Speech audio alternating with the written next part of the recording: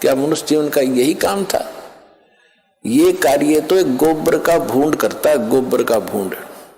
अगर हमने यही काम के लिए मनुष्य जीवन पाया है तो गोबर का भूंड कैसा होता है? खेतों में पशु गोबर करते हैं और उसको भूंड होते हैं, छोटे छोटे जीव होते हैं, और वो क्या करते हैं, उस गोबर को निकालते हैं, उसमें से उसके गोली बनाते हैं, गोले छोटे छोटे, और उसको धका के उसको रोल करके अपने बिल में भर लेते हैं। उस बिल को गहरा बनाते रहते हैं मिट्टी से खोद खोद के, और उसको गोबर को ठोक लेते हैं गरोले बना बना के, वो गोबर खाते हैं। तो वो व्यक्ति, वो प्राणी वही होते हैं जो मनुष्य जीवन में माया जोड़ जोड़ जोड़ जोड़ कर बैंक भर ले, कोठी बना दे, बंगले बना ले। फिर वो क्या करते हैं, वो हमने देखा कई बार, हम क्योंकि दास का जन्म किसान परिवार में हुआ, खेतों में जाना पड़ता था, पाली भी गए कई बार पशुओं को साथ के साथ। तो वो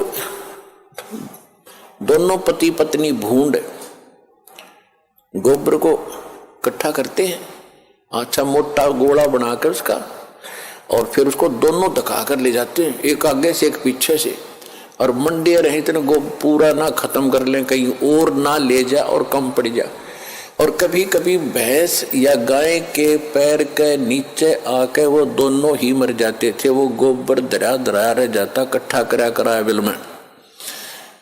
तो यदि हम मनुष्य जीवन पाकर भी इससे काम लगे हैं, ये मंत्रियों के आप सुनते हो कि क्या इनके कैसी लीलाएं आप सुन रहे हो, किसी पर इतने घोटाले का आरोप है, किसी ने इतने पैसे इकट्ठे कर लिए, और ऐसे ये मंत्री, मुख्यमंत्री, प्रधानमंत्री कोई हेलीकॉप्टर के उससे दुर्घटना से मर गए, कोई बीमारी से, कोई किसी और हादसे में मारे गए। वो गोबर जो इकट्ठा कराया था सारे जीवन में, वो धन वो यहीं रह गया, कोई ना जाने कौन बरतेगा। और वो भाई की तरह गधा बनकर जिस जिस से वो पैसे ले रखे थे सबके पूरे करेगा, रोएगा असंग जन्मों तक।